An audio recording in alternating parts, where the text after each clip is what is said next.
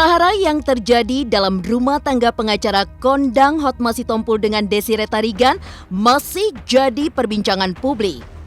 Akhir-akhir ini tersiar kabar tentang adanya perdamaian antara Desire Tarigan dan Hotma Sitompul. Nama Otto Hasibuan pun muncul sebagai pihak yang mendamaikan Hotma dan Desire. Apa kata Hotman Paris tentang perdamaian kliennya tersebut? Benarkah telah terjadi perdamaian antara Hotma dan Desire? Langkah apa yang akan ditempuh Otto demi mendamaikan konflik antara Hotma dan Desire? Dipercaya sebagai mediator antara kubu Hotma Sitompul dan Desire Tarigan, Otto Hasibuan berharap adanya perdamaian antara Hotma dan Desire. Benarkah demi adanya perdamaian antara Desire dan Hotma ada negosiasi soal syarat perdamaian? Dan benarkah pula kabar syarat perdamaian Hotma dan Desire adalah permintaan mundurnya Hotman Paris sebagai kuasa hukum Desire?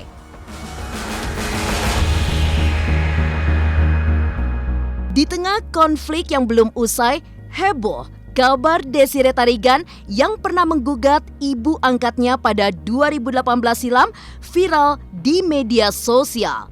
Ramai kembali tentang gugatan Desire pada ibu angkatnya itu.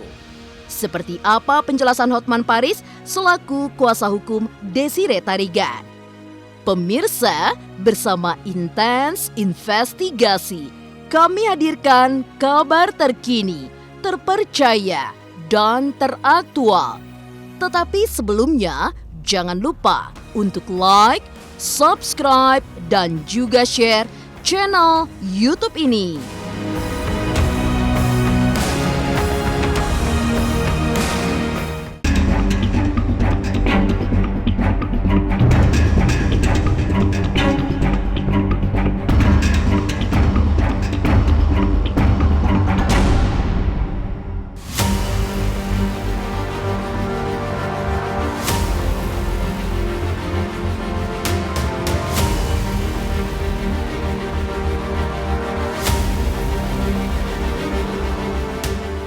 Miris memang, rumah tangga Hotma Sitompul dan Desire Tarigan yang telah dijalani selama puluhan tahun akhirnya justru berujung konflik hingga keduanya pun saling berseteru.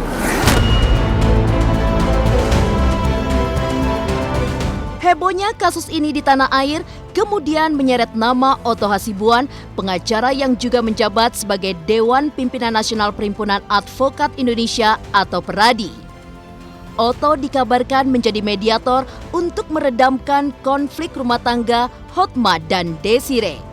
Dikabarkan telah terjadi perdamaian antara Hotma dan Desire. Lantas, seperti apa kebenarannya? Jadi ada pemberitaan dalam 2 hari ini seolah-olah sudah terjadi perdamaian. Itu tidak benar. Itu tidak benar. Ada 2 hal yang harus dijawab. Berdamai rujuk sebagai suami istri atau berdamai dalam rangka hak gono gini. Masih proses mediasi. Jadi jangan bilang berdamai. Proses mediasi menuju perdamaian. Saya tidak akan mengatakan siapa lebih dulu, ya. Yang pasti saya katakan dua-duanya setuju. Saya akan mencoba menjadi mediator mereka.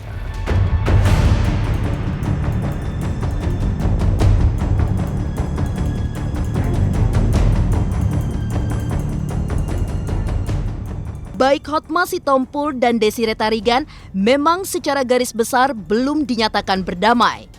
Bahkan menurut Otto Hasibuan sebagai penengah antara keduanya, mediasi ini masih dalam proses menuju perdamaian hingga Otto pun masih menggali kebaikan-kebaikan Hotma dan Desire yang akan menjadi dasar dari perdamaian.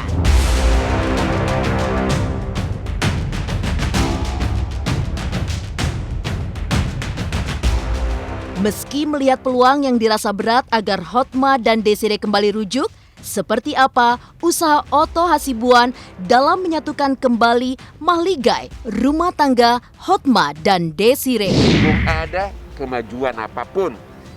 Aku kemarin telepon Otto, sudah ada nggak ditawarin haknya dikasih apa? Belum ada. Jadi di media dikatakan sudah ada perdamaian itu tidak benar. Satu jengkal pun nggak ada kemajuan. Sampai hari ini belum ada proposal konkret.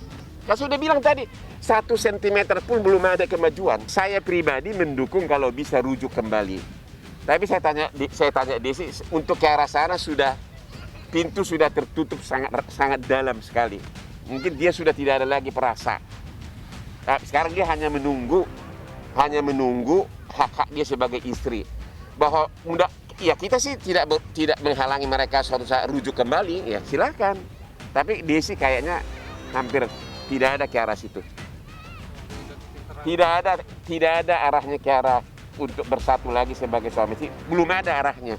Kita mendukung, tapi belum ada arahnya. Kita mendukung agar mereka bersatu lagi, tapi belum ada arahnya. Karena Desi sudah terlalu merasa sakit hati. Saya akan menggali kebaikan-kebaikan terus supaya kebaikan itulah menjadi dasar di dalam perdamaian. Saya belum berani bilang ya. Saya malah bilang jalan sangat terjal.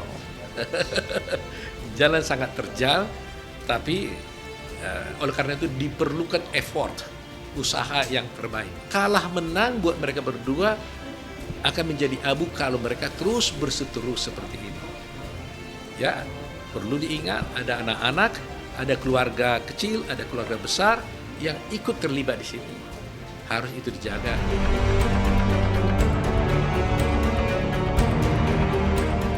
Kata perdamaian ternyata belum tercapai antara Hotma dan Desire. Beredar kabar syarat perdamaian Hotma Sitompul dan Desire Tarigan adalah mundurnya Hotman Paris sebagai pengacara Desire. Seperti apa tanggapan Hotman Paris terkait hal tersebut? Pemirsa Intens Investigasi, jangan lupa untuk like, subscribe, dan juga share channel YouTube ini.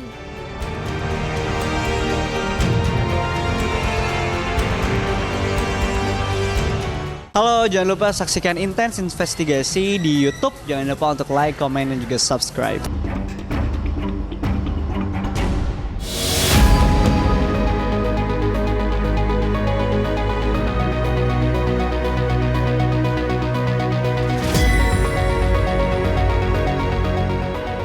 Terseretnya Otto Hasibuan dalam pusaran konflik rumah tangga Hotma Sitompul dengan Desire Tarigan sebagai upayanya menyelamatkan pernikahan Hotma dan Desire yang sudah berjalan puluhan tahun.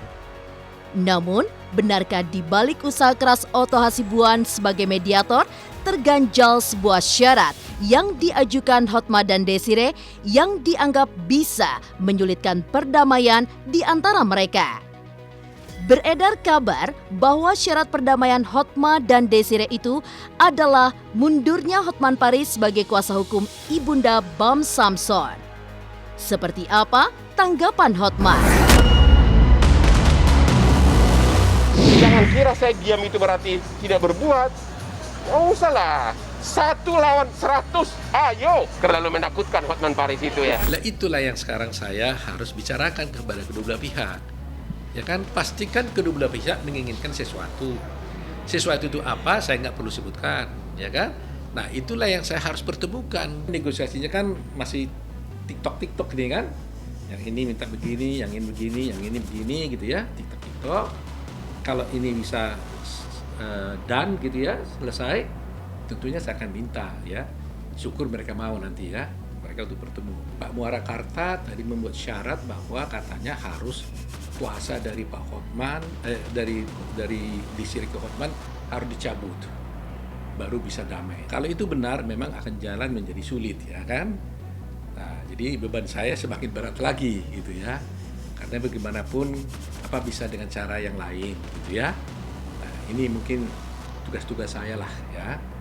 Tapi sepanjang mereka mau berbicara, menurut saya akan ada jalan. Kecuali kalau mereka memutus pembicaraan, ya namanya sudah tidak mungkin lagi. Saya sih itu menganggap itu hal biasa ya, tapi saya tidak akan mundur. Justru kenapa mereka CEO begitu banyak pengacara? Lawannya Hotman Paris. Pemirsa Intens Investigasi, makin memanas. Itulah konflik yang terjadi antara pasangan suami istri Hotma Sitompul dan Desiree Tarigan. Namun, tak hanya tertuju pada Desiree saja, masalah ini pun menyeret nama Hotman Paris selaku kuasa hukum Desiree, hingga Hotman Paris pun resmi dilaporkan pada 12 April 2021 lalu ke Dewan Kehormatan Perhimpunan Advokat Indonesia atau PRADI oleh tim kuasa hukum Hotma Sitompul terkait kode etik. Merasa dirinya tak melontarkan kata-kata yang kasar hingga kata-kata berbau penghinaan, benarkah dari kelanjutan pelaporan ini Hotman Paris justru akan melaporkan balik? Tentang saya dilaporkan ke Kode Etik PRADI Dewan Kehormatan. Saya nggak pernah jawab. Ini saya jawab nih, ya. Ya, saya jawab karena saya itu udah bosan tampil di TV. Kalau orang-orang kan masih senang masih tampil di TV kan. Kalau saya udah terlalu terkenal, ya. Gitu loh. Pertama, banyak oknum harus terima kasih sama saya.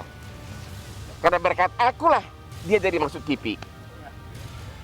Kalau Hotman Anda sendiri tahu kan, Anda ngemis-ngemis gue nggak mau, benar nggak? Bener dong. Kejar-kejar gue nggak mau. Jadi memang benar kasus ini semula kan Desi pakai yang lain, kasus ini benar-benar nggak ada yang tahu. Sesudah pakai saya, kasusnya meledak karena harisma saya. Coba seluruh infotainment buka televisi. Saya hanya 2 kali ikut konferensi pers. Ada enggak kata-kata saya yang kasar? Ada enggak? Ada kata-kata saya yang menghina enggak? Tidak ada. Ada, bahkan saya tidak menyinggung pengacara mereka. Jadi coba lihat, pengacara mereka saya tidak singgung sedikit pun. Jadi melanggar kode etik yang mana? Oke?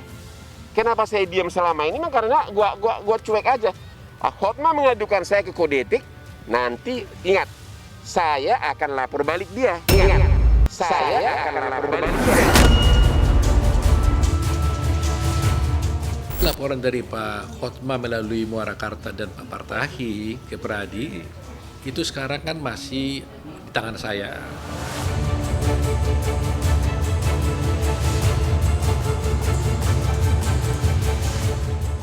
Di tengah konflik yang belum usai, heboh kabar Desiree Tarigan pernah menggugat ibu angkatnya pada 2018 silam. Ramai munculnya kembali kabar gugatan Desiree pada ibu angkatnya itu. Seperti apa penjelasan Hotman Paris selaku kuasa hukum Desiree Tarigan? Pemirsa Intens Investigasi, jangan lupa untuk like, subscribe, dan juga share channel YouTube ini.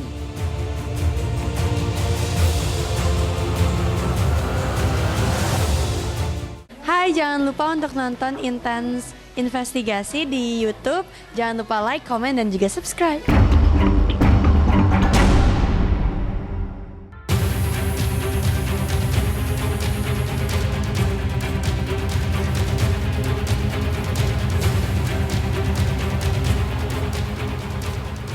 Konflik yang terjadi antara Hotma Sitompul dengan Desiree Tarigan belum menemukan titik terang.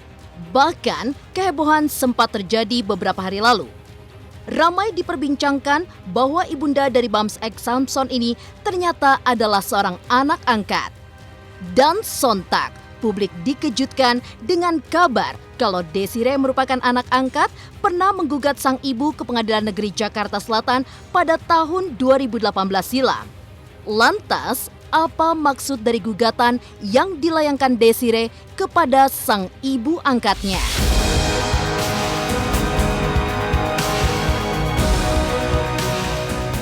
Jadi gini, dalam 2 hari ini ada beredar di medsos form pendaftaran gugatan dari Desi ke ibunya tahun 2018. Ya.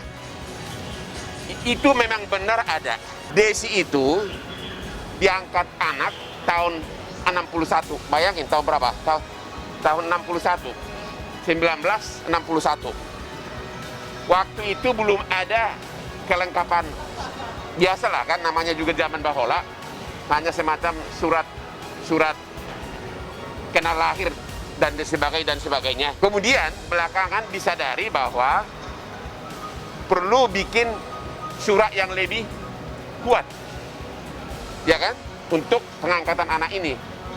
Akan tetapi karena sudah gede, sudah dewasa, tidak mungkin lagi ditempuh prosedur yang biasa untuk pengangkatan anak, karena untuk pengangkatan anak prosedur yang biasa memerlukan berbagai persyaratan seperti ke kementerian dan sebagainya. Akhirnya ditempuhlah dengan cara mendapatkan putusan pengadilan, ya, ditempuhlah dengan cara mendapatkan putusan pengadilan, namanya akte vandadik. Jadi ini gugatan pro forma. Jadi si Desi membuat gugatan ke ibunya, tapi bukan karena mereka berperkara.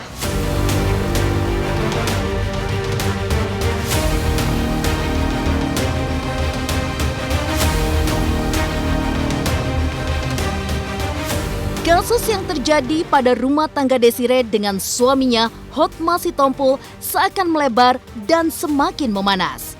Sang ibu pun ikut terseret pada rumitnya masalah yang terjadi di antara anak dan menantunya tersebut. Setelah sang ibu melaporkan sang menantu ke kantor polisi, urusan lama Desire dan sang ibu pun kembali menyeruak ke publik. Ini sudah nih.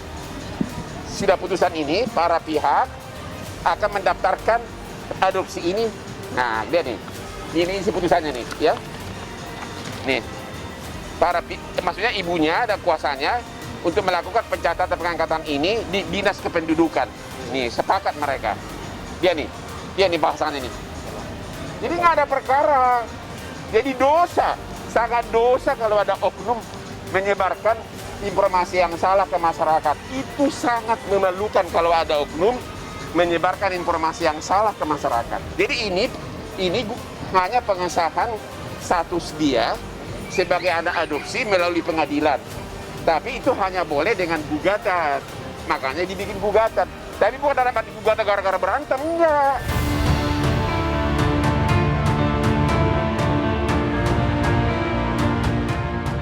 Demikian pemirsa, kabar terkini, terpercaya, dan teraktual yang kami hadirkan hari ini. Saksikan terus Intens Investigasi setiap hari Senin sampai dengan Jumat hanya di YouTube channel. Pastinya jangan lupa untuk like, subscribe, share, dan juga komen channel Intens Investigasi.